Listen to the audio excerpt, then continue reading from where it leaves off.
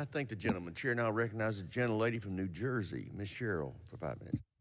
Thank you, and thank you all for being here today and for all of your service to our country, not just now, but over many years. As you may know, Picatinny Arsenal in my district does a lot of work on our supply chain, especially with some of the minerals that we need in our supply chain. And so, General Langley, as you know, the African continent is full of rare earth mineral deposits, and I'm wondering what you're doing in that area to increase the stability of our supply chains, especially with the incursions of China into the African continent and the relationships they have there. Is there an ability for us to stabilize our partnerships there to better protect our supply chains, or do we really need to be thinking about moving our supply chains out of rare earth minerals coming from Africa? Congresswoman, that's a great question, because here's another opportunity for me to illuminate the illicit activities and the shady deals that the PRC is starting to embark upon with some of our partners. Just illuminate and amplify their activities. And we do that through the whole government approach and through these country teams to give the cautionary tales. Because as we look at these rare earth minerals, we do know that that's some of those rare earth materials are, from a military sense, will go into our future weapons or high-tech weapons. But in the holistic sense, as far as a society, a lot of these are clean energy type necessary items that need to be able to be harvested for that particular capability. So just engaging with our partners, giving a cautionary tale in the information space of the negative effects in the long run. Thank you. And then also, with back to Picatinny Arsenal, we have the Joint Center of Excellence for Guns and Ammunition.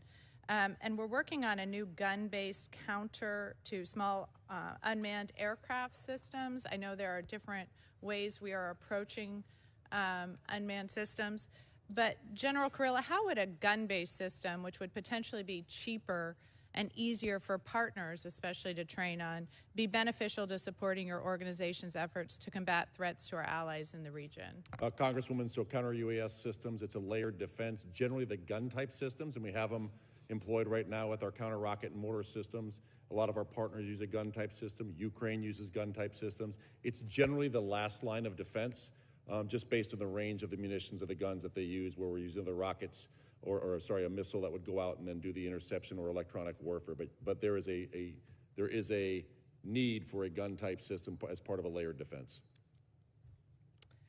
Thank you. And General Kurilla, as well, during the last year's Centcom posture hearing, I discussed with your predecessor my concerns about the 2019 bombing in Baghouz, Syria, which led to the deaths of over 60 civilians.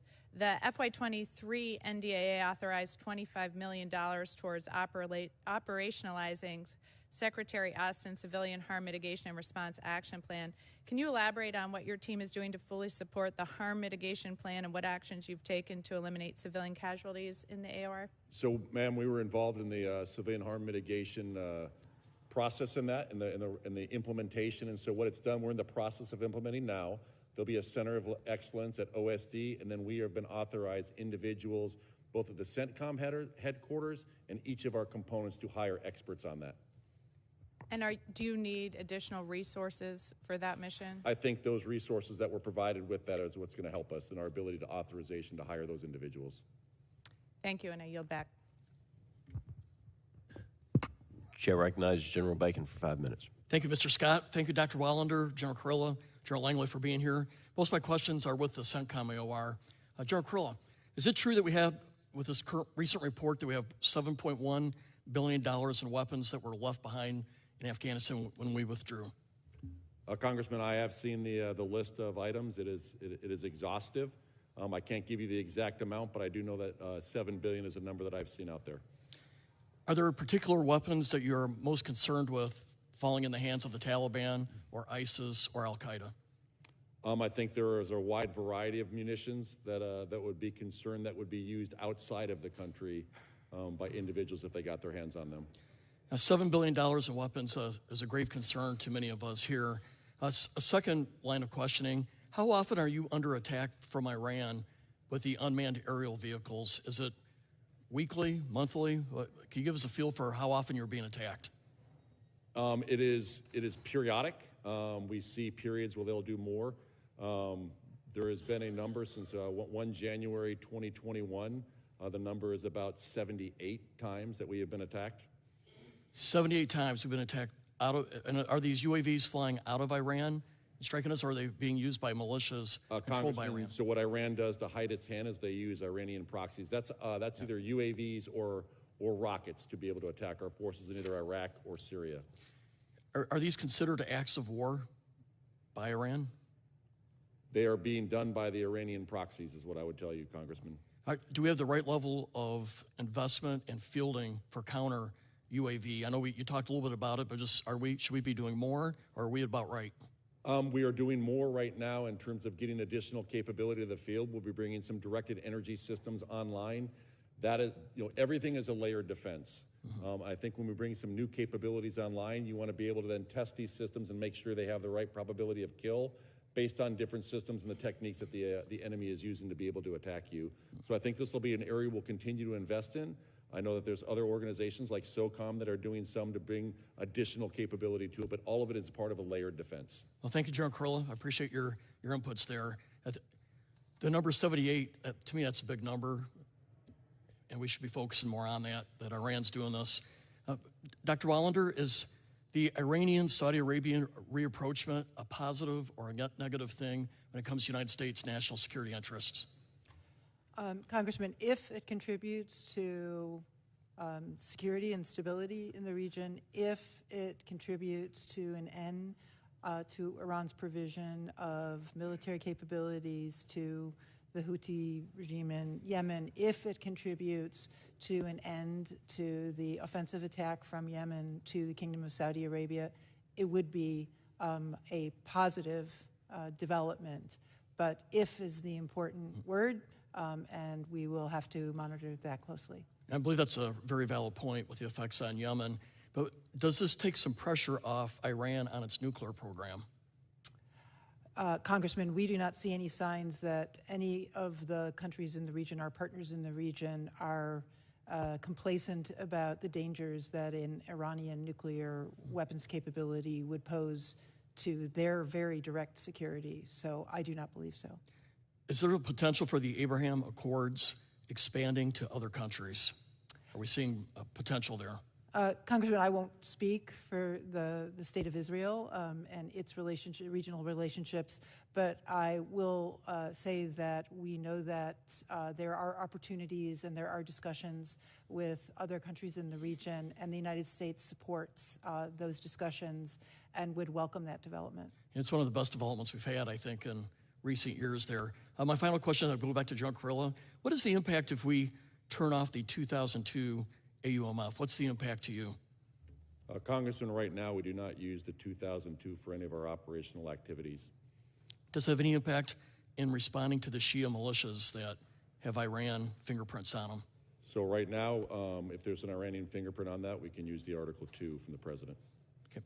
Thank you very much. I appreciate the concise answers. Mr. Chairman, I yield back. The chair now recognizes Congressman Carver Hall for 5 minutes. Thank you, Mr. Chairman, and thank you, Secretary Wallander, General Kurilla, and General Langley for being here today. I'm nursing a cold, as you can tell.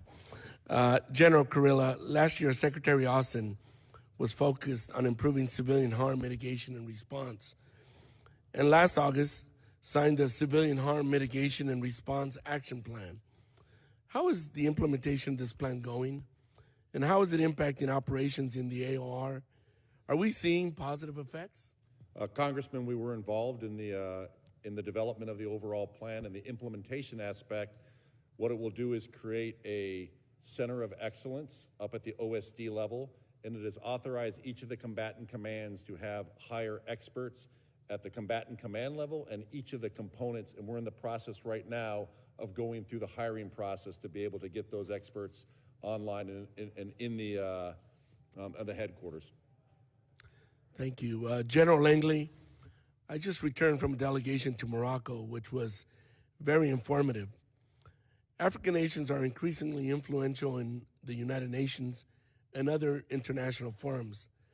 There continues to be misunderstanding about the AOR. You've been commander of Africom now for about 6 months. What are some of the misconceptions you hear about from both American officials and the American public about the AOR? And how can we approach the AOR in a more productive and effective manner? Congressman, thanks for that question, because I wanted to just echo what in my visit to Morocco, that they want us to be a partner of choice, but also to talk about what capabilities they have to export security. African nations want to solve African problems themselves. They want to own it. They just need us to enable them in various Title 10 authorities that I have in 333, which is train and equip. What Morocco is right now, they're a microcosm of what we have in the IMET program. They bring other African, sub-Saharan African nations onto their ground to be able to train with them. And we have African Line getting ready to kick off. Exercises like that is sharing of ideas and sharing of norms, supporting democratic ideals, and also a full-fledged fight against a violent extremist organization, capability and capacity building. African Lion exercises start in May or June? Yeah, we just finished out the second phase. It's going to extend through June. Great. General Langley, violent extremism has been a very difficult problem to address, particularly in the Africom AOR. There continues to be an alarming rate in violent events by militant Islamic groups, including Al-Shabaab and Al-Qaeda in the Islamic Maghreb. What is the biggest impediment to being able to better address these threats? Do you think the U.S. needs to amend our strategy in the AOR to do so? Congressman, I'll state that the countries I've been to, as we see this threat starting to metastasize West Africa, which I characterize at the tipping point, these countries recognize that. And they think that the regional players are going to address this issue. Regional players such as Niger, Ghana, and Accra Initiative, the ECOWAS economic construct are trying to enable some of these countries to be able to form a regional coalition to address this issue. They just need help in the various authorities that I have. But what we need is more responsive authorities so they don't go over to Wagner. And so in 333 area of train and equip, 332 and building ministerial capacity, that's what needs to be more responsive as we collectively work with State Department and this Congress to be more responsive so they won't select Wagner, which is a threat and destabilizing action. Thank you very much, Mr. Chairman. I yield back. Chair recognizes Congressman Gallagher for 5 minutes. Thank you. General Kurilla, I appreciate your commitment to fostering technological innovation through Task Force 59, 99, and 39. I think these task forces are an important test of innovative technologies, but how would you assess the Department of Defense's effectiveness in actually operationalizing new technological outputs, and particularly adopting commercial technology and integrating it into what you need as a warfighter? So thanks, Congressman. If I could talk about using just 59 as an example, we're using commercial off-the-shelf to be able to increase maritime domain awareness. We are using a lot of commercial technology that was used for the tuna industry. In that industry, when they don't go out to find fish, they go out to catch fish. So we're using a lot of these systems right now, whether that's a sail drone or an unmanned surface vessel or an undersea vessel, that can have a lot of wide variety of commercial use as well. We're operationalizing that and putting it towards this maritime domain awareness, which allows us to more effectively use our manned assets. So a destroyer right now patrolling in the Red Sea is the equivalent of one police car patrolling the state of California. We take these unmanned systems and we put them out there, and they act as indications and warnings and early sensors to then more effectively use. An unmanned system can go up and find anomalies and look at behavior. Is that normal? Is that not normal? We run that through a structured database, run algorithms against it, and then it can say, hey, you need to take a look at this. This is an abnormal behavior, and then more effectively use that manned asset. We've done this. We've also gone to the Indo-PACOM, and we've gone to EUCOM, and shown them this capability. We've exercised with those countries. We just finished an exercise last week, 7,000 participants, 42 countries, 35 ships, and 30 unmanned systems. That was 42 countries participating in that. And if you saw Admiral Gilday, the CNO of the Navy, he was just on 60 Minutes. He sees that 40% of the Navy in the future is some type of unmanned system. We think we are helping inform that in a way that we can test out in our region as well. So you're taking commercial technology, unmanned technology in this case. You are then using it and adapting it to meet a warfighting need to enhance your maritime domain awareness. What then, okay, having proved the concept in this task force, what then are the barriers to scaling that or applying that in other areas from your perspective? Funding would be one. And I think taking systems that we're using right now and then converting them to programs of record, but I'd really defer to the services on that, to what would be the barriers to do that. Talk a little bit about, have allies in the region, allies and partners in the region been receptive to this? Have you been able to integrate them in any cases? Talk about the ally and partner piece, if you will. Congressman, that is probably the strength of it. So our goal by the end of this year is to have 100 unmanned surface and subsurface vessels. Right now, we're on path. We're getting close to 50. We can see right now our way forward to 85, 75% of them through our partners. We just did an exercise with Bahrain, and we did an exercise in the Gulf of, up in Aqaba, where we took partners, and everybody was able to see the same feed. It didn't go back through Naval Command Central. It didn't go back to them. It went directly to our partner nations. That's what they find so useful about it. And candidly, it's because it's not foreign military sales and some of the bureaucracy that's associated with that to be able to get it and the timelines to get it, because they can go directly to the vendor and purchase. Thank you for that. Quickly, General Langley, I know I only have a little bit over a minute. Can you talk a little bit about the threat as you see it posed by the Chinese Communist Party's infrastructure investments in the Africom AOR? Yes, Congressman. Some of the infrastructure investments, such as smart cities, have possibly dual use or infringe upon the privacy of African citizens at large. So there are some ill intentions by their actions, and we can, show that, talk to it with our partners, and tell the cautionary tales that some of their infrastructure, on the face of it, may serve their purposes, but in the end, through the financing realm, it can have some ill effects on their society. I appreciate that. I probably don't have enough time for another question. Maybe just quickly back to General Kurilla. Within your AOR, going back to allies and partners, what do you think is the country that doesn't get enough focus or attention that we need to be paying a little bit closer attention to?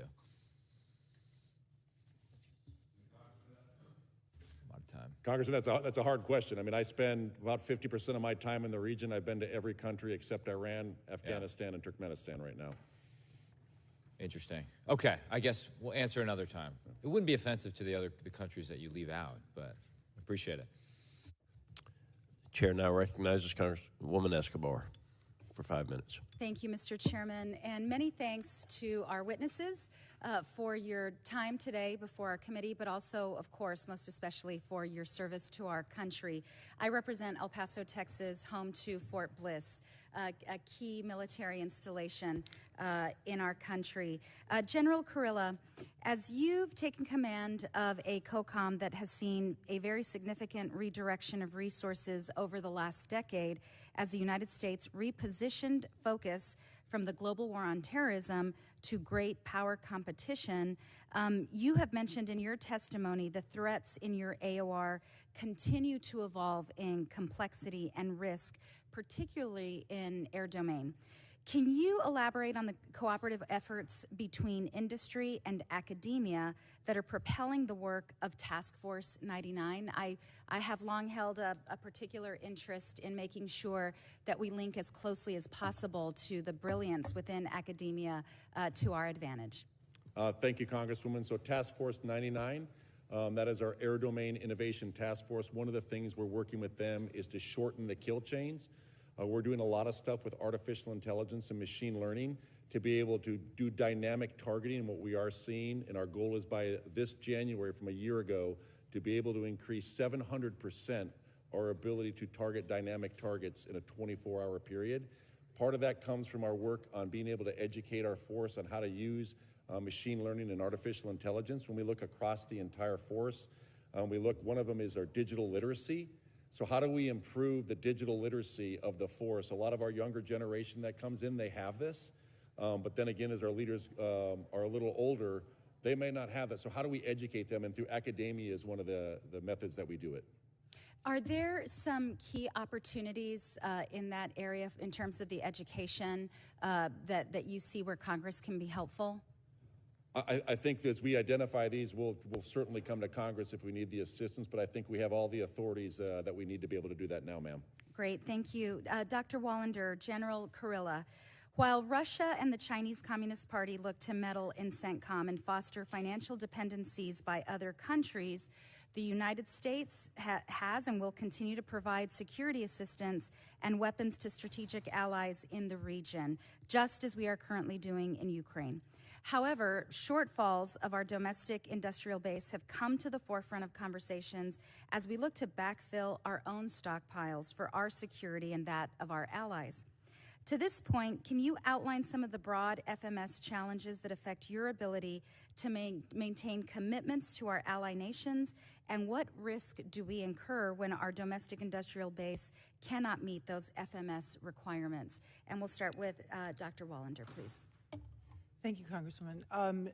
As I believe you are aware, but allow me to emphasize, the department recognizes the challenges in the defense industrial base in providing timely capabilities, for example, to Ukraine, backfilling ourselves and allies, and fulfilling a lot of those contracts. And Deputy Secretary Hicks is leading a whole-of-department focus on identifying obstacles and opportunities in relations with the defense industrial base. One of the achievements was Congress authorizing and allowing us to do multi-year procurement contracts, because that's one of the things we have heard from industry. But this is a major focus of the department, and we've already seen progress in some areas in procuring ammunition, producing and procuring ammunition more quickly, but much remains to be done, including in fulfilling many of those partner contracts. Thank you. General Kurilla. Congresswoman, specifically what specific munitions? We see it really on our high-end munitions, our Patriots, THAAD, and even the F-16, because but the good news there is we just had our very first F-16 Block 70 come off the South Carolina line, and that's going to be going to Bahrain, and we have orders for those for Bahrain and Jordan as well. Great. Thank you so much, Mr. Chairman. I yield back. Chair now recognizes the gentleman from Florida, Mr. Gates, for 5 minutes. General Langley, I have constituents that have been scattered across Africa on train and equip missions. So just ballpark, in the last decade, how many Africans has the United States military trained and equipped? Congressman, I don't have that figure. I can get that figure for you. Ballpark, just, how many? Congressman, it would be a wild guess right now. Seems like something we should know, right? Over the years, we have trained a substantial number, especially in the Gulf of Guinea states, but including like more than 10,000. It is more than 10,000. More than 50,000. I'd say we're reaching around 50,000 okay. at least. And what percentage of the people we've trained end up participating in insurrections or coups against their own government? Very small number, Congressman. Very small number. So what percentage do you think? I'd say probably less than 1%. But it does happen. The IMET program is in force, and we've pushed a significant number through our schools across the and what data sets do you track to arrive at the conclusion that less than 1% of the roughly 50,000 that we've trained have participated in coups? Because it'd be like about 500, about 1% of 50,000. Congressman, you may have that information. I don't at this time, but I know. Well, I know there are some, right? Like go ahead and throw up that image. This is Colonel Mamade Doumbouya, and this is a photo of him. Did we train and equip him in Guinea? By name, I cannot identify that. Well, that guy in the middle with the big red hat, Colonel Mamade Doumbouya, that's him with a bunch of U.S. service members outside of our embassy. And just months after this photo was taken in 2021, he led a coup in Guinea and threw out the leader. Does that concern you? Congressman, core values is what we start off with in IMA programs. Do we And share stick to core that. values with Colonel Doumbouya? Core values. I will repeat that. Core values. I know, Respect for humanity. Do we share those values with Colonel Doumbouya? Absolutely. In our do? curriculum. He led a coup. We do.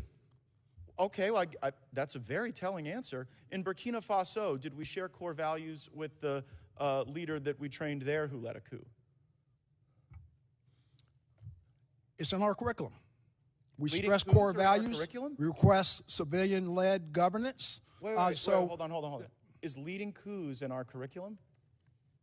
Absolutely not. So Civilian-led, my civilian-led. question is, do we share core values with the coup leader in Burkina Faso who we trained? Holistically, we teach core values with a respect for civilian governance, apolitical, and that's what sticks across a very high percentage in the 99 percentile. Right? But not everybody. And I wonder how many people it takes to plan a coup. I mean, initially you didn't know how many we trained and equipped. Then you said it was 1%. You had no basis for that 1% number because there's no data set you tracked. Mr. Chairman, I seek unanimous consent to enter into the record. Another U.S. trained soldier stages a coup in West Africa by the Intercept.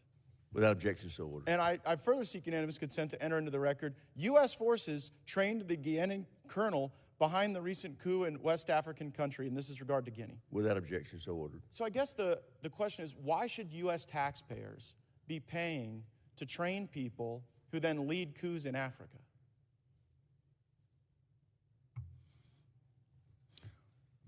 Congressman, our curriculum harvests core values and also to be able to embolden these countries for a representative democracy. But General, that democracy isn't what emerges. The problem is, I know you may have great confidence in what you're teaching, but when two governments have been overthrown, I guess how many governments have to be overthrown by people we train before you sort of get the message that our core values might not be sticking with everyone? Is it 5 countries? 10? We'll continue with our persistence in ensuring But do you think it's that working? they harbor democratic norms, democratic values. Just a moment ago, you said we shared core values with Colonel Doumbouya. You said that just moments ago in response to my question, and his core value seems to be leading a coup. So I don't think it's stuck. I think we should at least know how many countries we train the coup plotters in. How many is too many? Because clearly 2 is not too many, and I think we could use our resources far more effectively than doing this. Gentleman's time's expired. Chair, and I recognize the gentleman from New York, Mr. Ryan, for 5 minutes. Thank you, Mr. Chair. Thank you all for being here. In particular, I just want to thank General Langley, General Kurilla, as we mark the 20th anniversary, essentially, of our tremendous sacrifice and service of all of our service members in Iraq. I know you both spent a significant amount of time there, and I just want to thank you as someone who also spent some time there, and thank everyone that has risked and sacrificed in those conflicts, and just appreciate you all. Wanted to follow up, General Kurilla. I really appreciated your focus, and my colleague, Mr. Gallagher, was talking about the innovation opportunities. Just to build on that and follow on that, and also bring General Langley a little bit into the conversation. I think this is one of the most important, exciting things that you all are doing. I wanted to ask, between Task Force 59, 99, 39, but also what you're both seeing and observing out of Ukraine, our allied forces fighting, innovating, iterating rapidly. What are we learning there? What are you all observing there that we can carry to the threats in your AORs as well as threats in other AORs? Hey, Congressman, thank you for that. I think you nailed it. We are watching what they're doing there. And again, I think the innovation is because they're in conflict, because they're in this operation right now. That's where we see the most learning and the best ideas coming forward. You're familiar with how they are using cell phones to be able to identify drones, and they basically operationalize the populace. Our Task Force 39, working with a vendor, we have created a very similar system, but that also uses artificial intelligence that they apply against it, that we think we can operationalize a lot of the population in the Middle East to help identify and track drones outside of just using a radar. We do find that the best ideas on how to operationalize things come from those at the pointy end of the spear. And just to follow up on that, how can we, of course, there's no substitute for being in direct combat, but how can we replicate, how can we create, how can we scale what you're doing in your task forces? General Langley, are you taking similar approaches, and what authorities and tools can we give you all to as close as we can, create those cycles of innovation? So Congressman, what I would tell you is that we are sharing with our other combatant command partners and back with the services, obviously. We get a lot of the funding from the service to do this. One of the ways we do this is by training and exercises. I think that's where you really can flesh out the best ways, and you put them through very difficult training where you stress the systems. We've had numerous exercises. Like I said, we just finished one, 7,000 people, 42 countries, 35 ships, 30 platforms, AI platforms, and artificial intelligence platforms. By doing that, we learn from that, and then we say, how can we get better, or what do we take from this to then apply it at scale?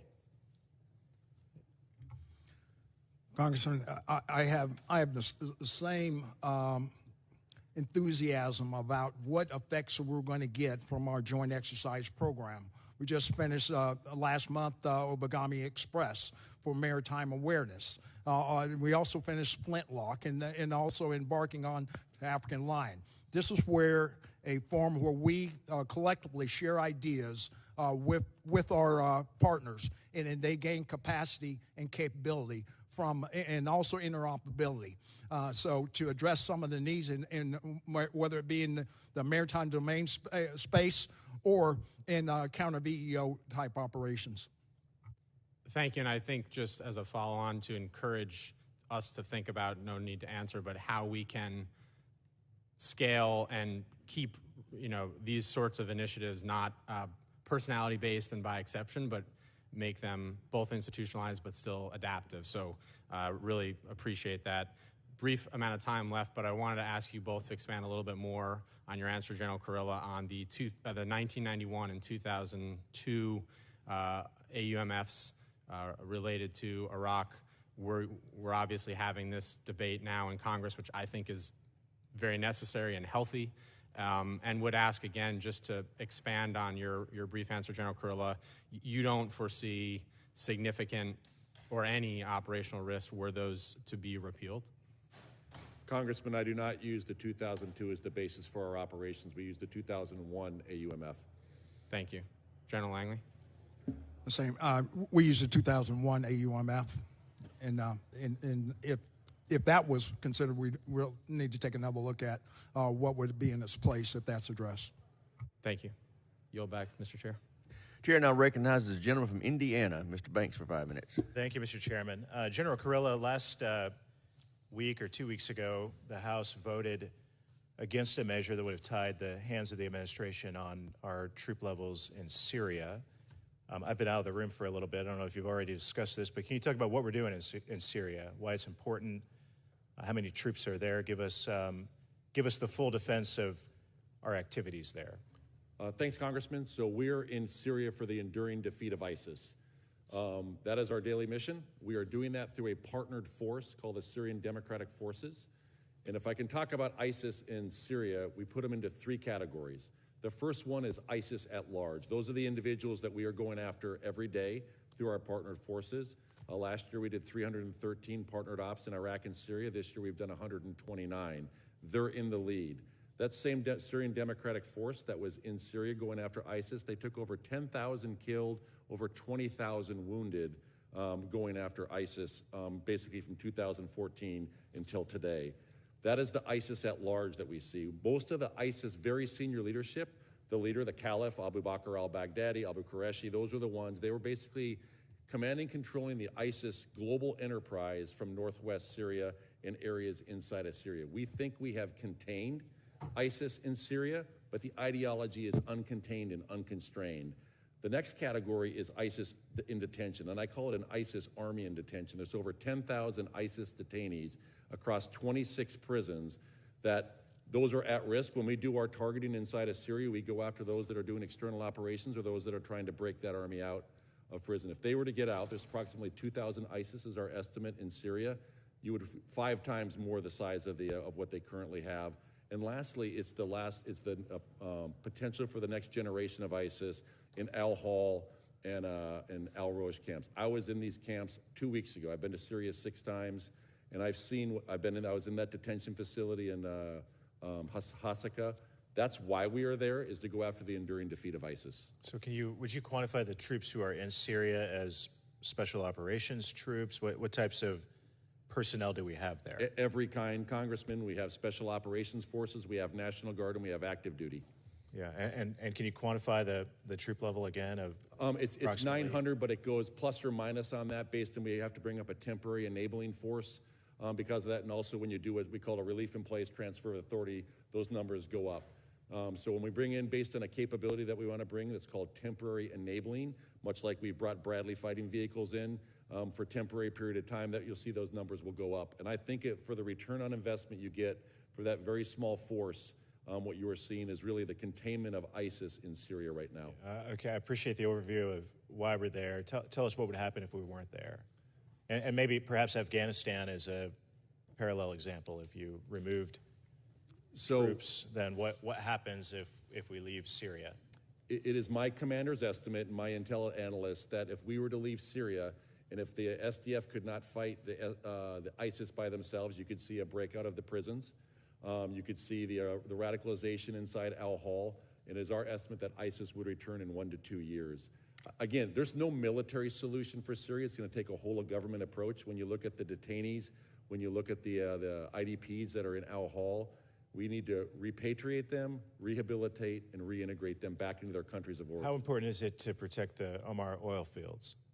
What would happen if we weren't there? Would ISIS take over the oil fields? I think if we weren't there, we're not there to protect the oil fields. We're there for the enduring defeat of ISIS. I think you would see either the Wagner forces that are along the Dar Azar River, or you'd see Russian forces or Syrian forces go in there. If you remember back in 2018, Wagner, a very large force of Wagner, tried to go and actually attack the U.S. forces and our Syrian partners, the Syrian Democratic Forces, and they understood what American firepower can do, and we killed over 300 of them. What about the ISIS threat to Israel? If we pulled out, what would that? What could potentially occur vis-a-vis Israel from a threat from Syria? What we see with ISIS in Syria, that is an area where they do try and do their external ops. That's why we target the external operations. ISIS Sinai is probably a bigger threat where they try and go across, and then there's the ISIS really in the Levant. But from a Syria standpoint, that's where they do their command and control from at the highest levels.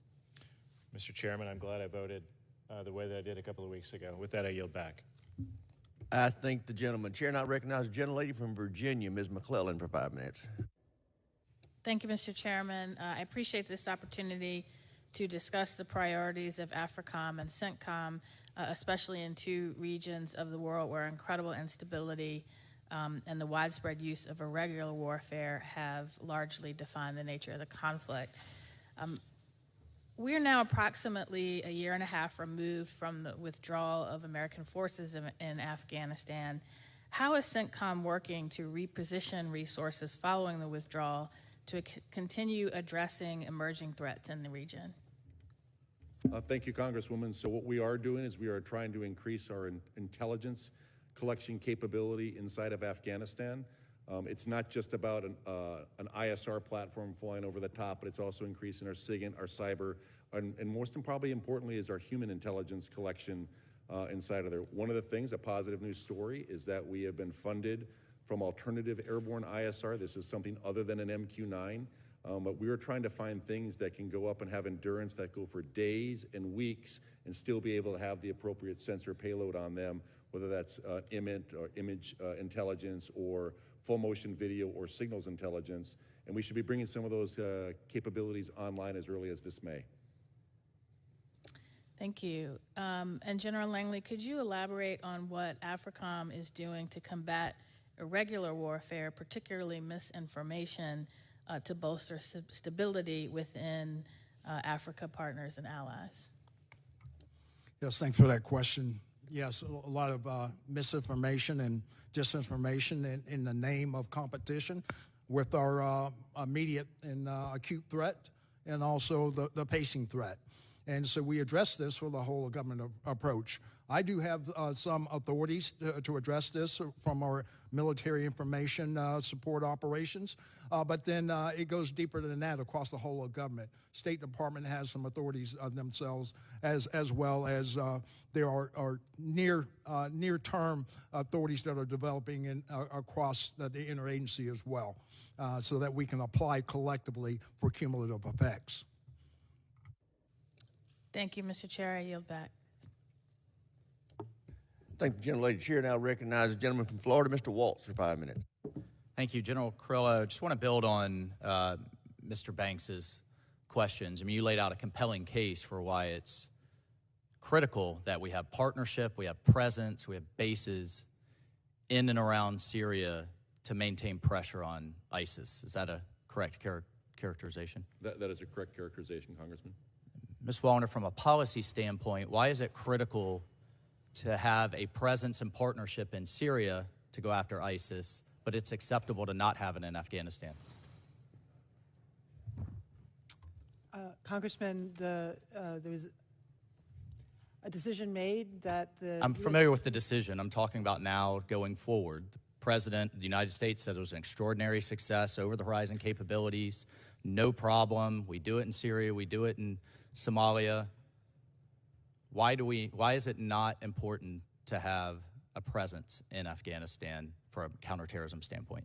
Congressman, as General Kurilla made clear, that the ability of Centcom to monitor and act against the coalescence and the effectiveness of an ISIS threat from Afghanistan is something he believes he is able to build additional resources on, and remains a Centcom mission, and policy fully supports Centcom in that mission. Ms. Wallander, I think history is going to prove you very wrong, the President wrong, and just as it proved many members of this committee and the National Security Committee, or the National Security Community in Washington wrong when we yanked out of Iraq in 2011, really had no follow-on plan. We had the rise of ISIS by 2014, and we now have more forces back in Iraq than we had in 2011 at a tremendous cost of lives and treasure. So, General Kurilla, do you think there's a likelihood if we have another attack, which you have stated is possible within the next 6 months, that we'll have to go back in some way, shape, or form to Afghanistan? Congressman, when I stated that that they could attack in under 6 months with little to no warning, I'm referring to enabled attack where it is funded directly against interests abroad, U.S. interests abroad. Yeah. Going back into Afghanistan would obviously be a policy question, how we would address that. I would try and address that. Is ISIS gaining in capability in Afghanistan? Gaining in capability? They certainly have the intent to hit our interests around the world. Are they gaining in capability? ISIS is stronger today in Afghanistan than they were last year. Yes. Are we seeing a cooperation with ISIS in Afghanistan and other elements, for example, in Syria and Europe? So much like there are regional combatant commands, ISIS is a global organization. They have an organization called the Al-Siddiqui Office that is responsible for all of ISIS from Kazakhstan, Afghanistan, Pakistan, India, all the way down to Indonesia. The Al-Qarar office is in... I know I'm familiar with the broad organization. Are we seeing active cooperation with ISIS in Afghanistan with those other entities? They do communicate back and forth with the head of ISIS, the global affiliate. And we've experienced an 80% loss in what remaining ISR you have, which is less than you had, or less than Centcom had 2 years ago, right? And an 80% degradation due to transit time, correct? I'm spending 80% of my time in transit. It is actually greater than 80% loss. Do we have any bases in any country surrounding Afghanistan with which we can use to launch ISR or any type of strike or asset? Congressman, I think it'd be great to talk about that in a closed session, and I can talk about the efforts that we're working. Would it be helpful if you had a base in a neighboring country? Proximity reduces transit time. So what I'm trying to do is increase the time I am over the target. That's just airborne ISR, but there's a lot more than just other intelligence parameters. Given our presence in Syria, do you agree with General McKenzie, your predecessor, that having a small footprint at Bagram in Afghanistan would be helpful and for ongoing counterterrorism efforts? I mean, Congressman, I think that decision's already been made. Right, but do you agree that it would be helpful now? Say that decision was reversed. So anytime you have proximity to the target, you are more effective. Do you know, General, how far Bagram is from the Chinese border? I don't know the exact distance. Several hundred miles. It's actually closer to the border of China, where, by the way, they have a massive nuclear buildup, than Mexico City is to the Texas border. I spent about 5 years on Bagram. Yeah, it's close, right? A 12,000-foot runway capable of holding strategic bombers. Just bear with me, hypothetical. Do you think China, if China had that close of an air base to the Texas border, they would have just given it up? I am not sure, Congressman. I would bet not. I think we know the answer to that. Thank you, General. I yield. I thank the gentleman. I now recognize the gentleman from North Carolina, Mr. Davis, for 5 minutes. All right. Thanks so much, Mr. Chair, and to the ranking member. And good afternoon to each and every one of you. Thanks so much for your leadership and your service to the nation. In particular, your command units at different times in your career at Fort Bragg and Lejeune as a North Carolinian. So, my first question I want to direct to General Kurilla. Israel realigned from the European Command to Central Command in late 2021. How has the inclusion of Israel strengthened the partnership between militaries and with forces throughout the Middle East? We view it as a net positive right now, Congressman. It is they bring tremendous capability. They have their ability to share some of their the things that they are doing. We view it as a net positive across the board. And when you look at the Abraham Accords, those aren't just military; those are also economic as well. Awesome. General Langley, I want to pivot then, and speaking of the Abraham Accords, can you talk specifically about the impact of the Abraham Accords with African partner nations? Congressman, Morocco, they were part of the Abraham Accords, and I'll just go ahead and state that there are probably our top, or one close to the top, non-NATO allies, them and Tunisia, that actually export security. So we see that with African Line coming up, you know, that their handshake with the Israelis is going forward, and collectively for regional security across the merge of EUCOM and Africom's AORs is going to just add capacity for that region in an agreement and sharing of ideas and sharing of tactics that these exercises bring. So I see it as a positive thing. All right. And General Langley, General Richardson previously testified about the growing PRC space infrastructure, in particular the footprint in the Southcom AOR. There's a concern with those developments and related advancements in Chinese space capabilities. Can you please discuss the PRC's growing space footprint with African nations and the security implications for the U.S. and our allies? So, Congressman, thanks for that question, because there are aspirations across a number of countries across the continent in which they've already established agreements for building space capacity in various countries. Just of late, Djibouti. But they're coming with a thinly veiled proposition that is for goodwill. But I am concerned that it will maybe have some other sharing or dual use in military sense, especially in tracking satellites. They're already down, Swakopmund is down in Namibia, in which they do that by one of their state-owned institutions, but they have to share technology by law to the CCP. And therein lies probably indicator, a leading indicator that it will probably have some future military use. Okay. And do you believe that any of the PRC space infrastructure projects are going to benefit those countries, or is this just more of a one-way relationship? Congressman, that time's going to tell. Time's going to tell. And General Kurilla, early this month, Saudi Arabia and Iran announced an agreement brokered by China to normalize relations. Can you speak to the concerns you have about China mediating this agreement? Yes, Congressman. So I think the concern we should have is that we've seen China use its national instruments of power, their economic through their Belt and Road Initiative through the region, their informational, their military, through their quick, fast FMS, and now for the first time we're seeing their diplomatic. China has chosen to compete on a global scale, and this is an area where they're choosing to compete. What does this mean as it pertains to our military relations with Saudi Arabia? We have very strong military relations with Saudi Arabia. What we're talking about in this agreement is really about opening up diplomatic ties. They had it for 37 years until 2016, until Iran stormed their embassy and burned part of their embassy, and they cut off their diplomatic ties. So they had it for 37 years prior to that, and there was still high tension between both of them. And so I think what this means really in the region is that this was going on for 2 years prior, but that China came in to swoop and try and take the credit for this mediation. Thanks again for being here today, and I yield back, Mr. Chair. I thank the gentleman. Chair now recognizes the gentleman from Louisiana, Mr. Johnson, for 5 minutes. Thank you, Mr. Chairman, and thank you all for being here.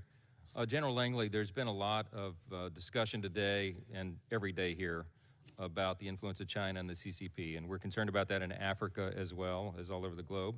A couple of weeks ago when we had the Northcom-Southcom posture hearing, I spoke with General Richardson about the tools that we have at our disposal to combat that growing influence, and she mentioned that our partnerships with those countries are one of the biggest benefits in that endeavor. Would you say that's true of Africom as well? Yes, Congressman. General Richardson also mentioned that there's probably more that we could be doing as a country to make our presence more visible. And she indicated that, defense partnerships and commercial endeavors and other things can help in that regard. Are there things that you're doing to increase that visibility and try to make the pitch that the United States is really the country to partner with and not China? Congressman, thanks for that question.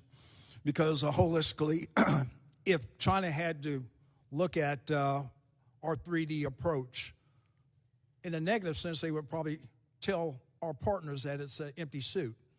So what I'm saying here, Congressman, is we need to be able to respond at the speed of relevance and the quantity that the PRC is providing across all fronts.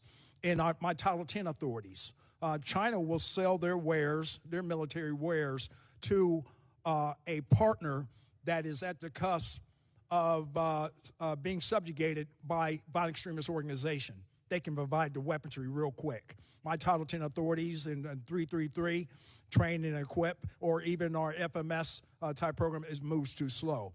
So the panacea to this is become a partner of choice, but we just need the authorities to move faster. And that goes across the whole of governments with USAID and flexibility funding, and also State Department as well.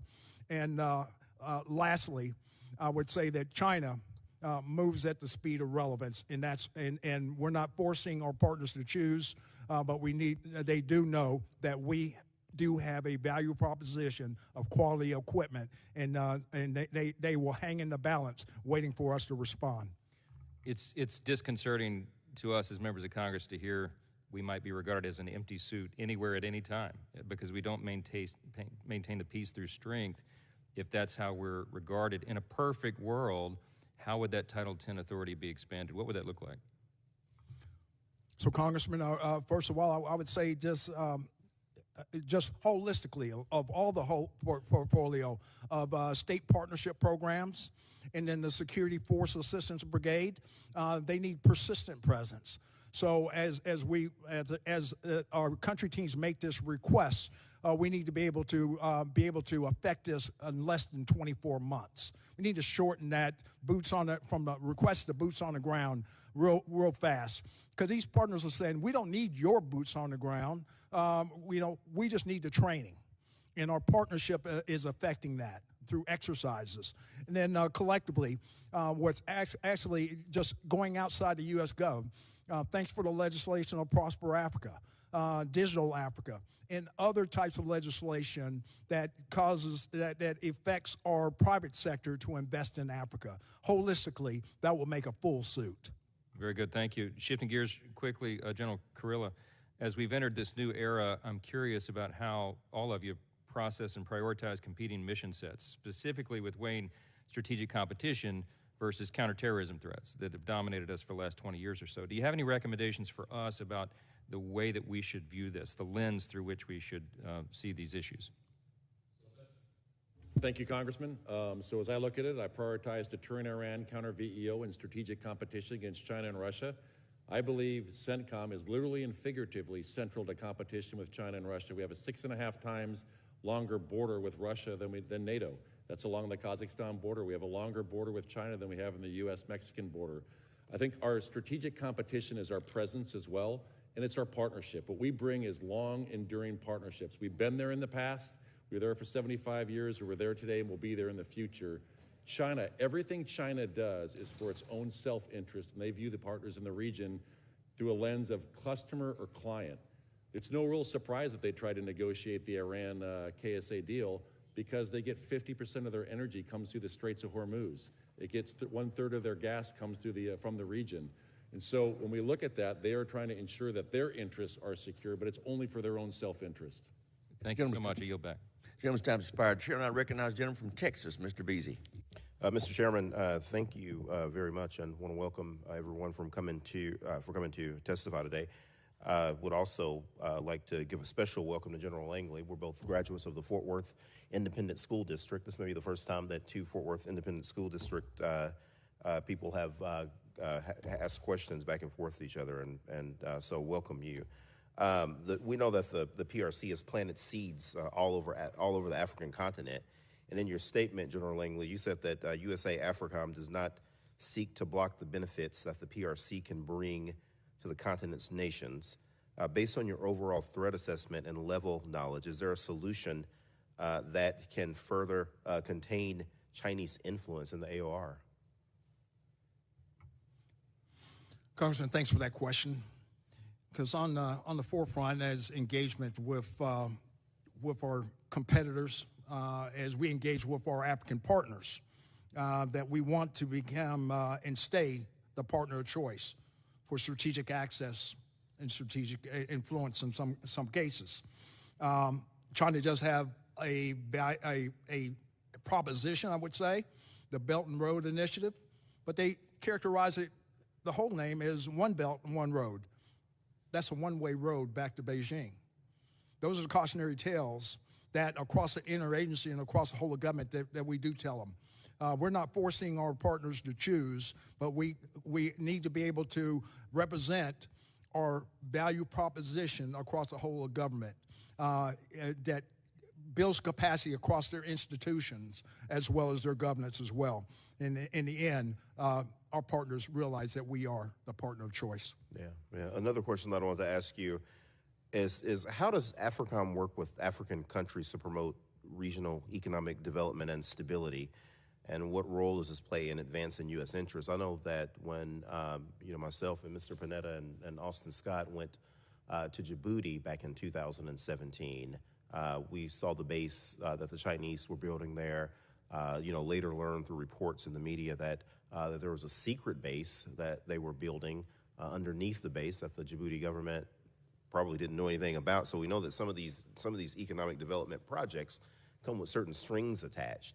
Can you talk a little bit about how we're doing that, and if you think that we're doing enough to advance economic stability in Africa? Because we know, especially with these mineral rich areas that they have there, that actors like the Russians and the Chinese are certainly going to want to make long-term strategic partnerships with these African countries. Congressman, there's a couple of things to address your question. What we are doing holistically across the whole of government approach and various legislations in the last couple of years Prosper Africa that will affect more investment through the private industry, and a number of agencies and departments are signatories of that. We just need to get it off the ground.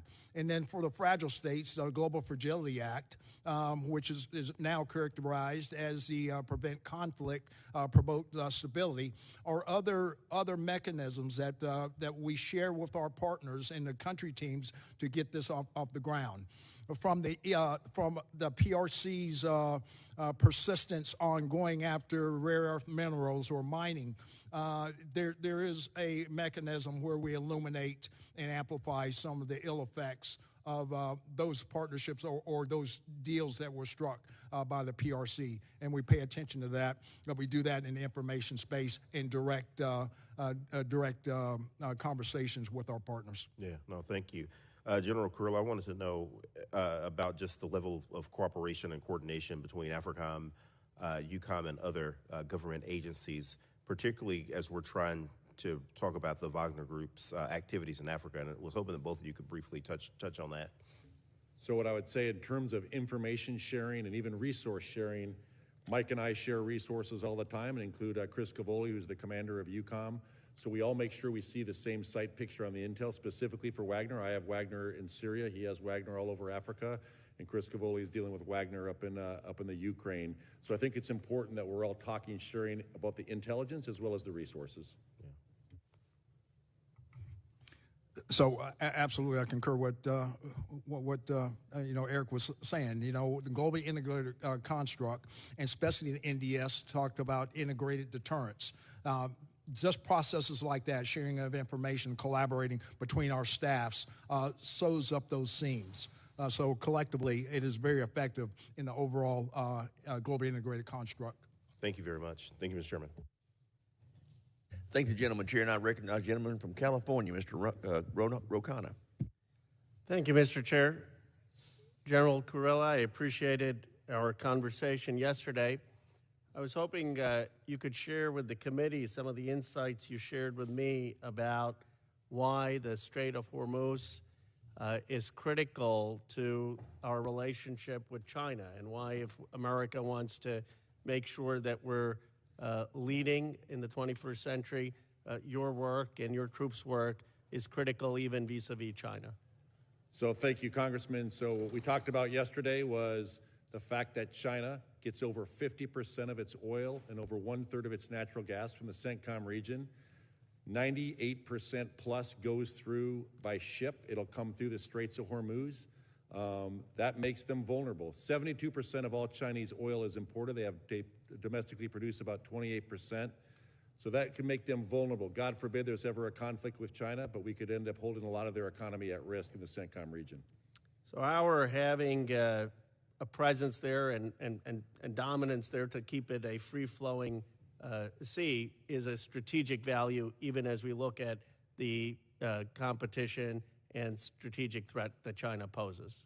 Correct, Congressman, and it's not just the Straits of Hormuz, it's also global commerce. 30% of all container traffic in the world goes through the Suez Canal. I think in 2021, about 22,000 ships went through there. So really, we saw what happened when the Ever Given was stuck in the Suez Canal. That stopped $10 billion of trade a day until that was unstuck.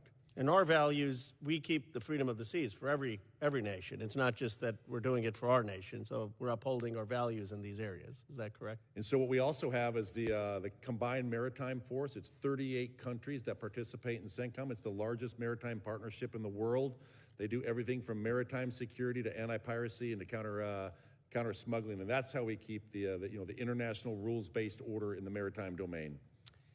Now, I know you spent a lot of your testimony also on Iran, and I have a lot of constituents of Iranian background who say that this time the protests are different. This time the regime really is not going to last.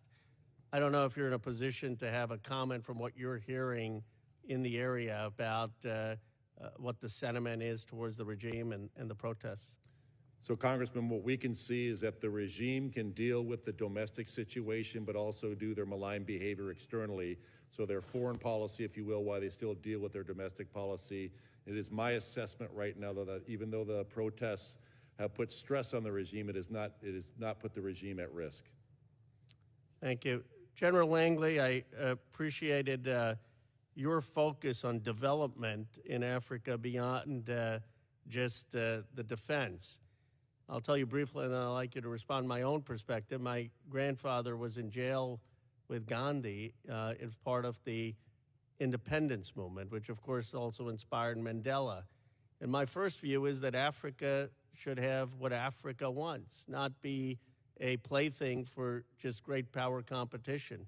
I'm concerned that China has used Africa not to see African self-determination, but to basically use it for their own self-interest in a form of neocolonialism.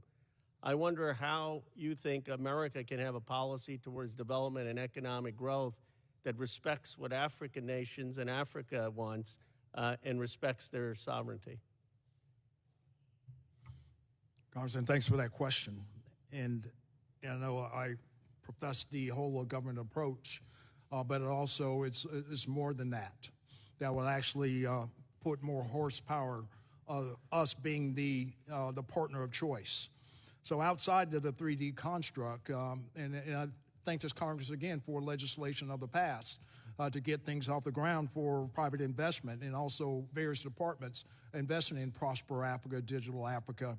But I think we need more. I really do think we need more, because not just me saying that. This is some of the things that are communicated to me as I make my travels across the continent, engaging with these countries.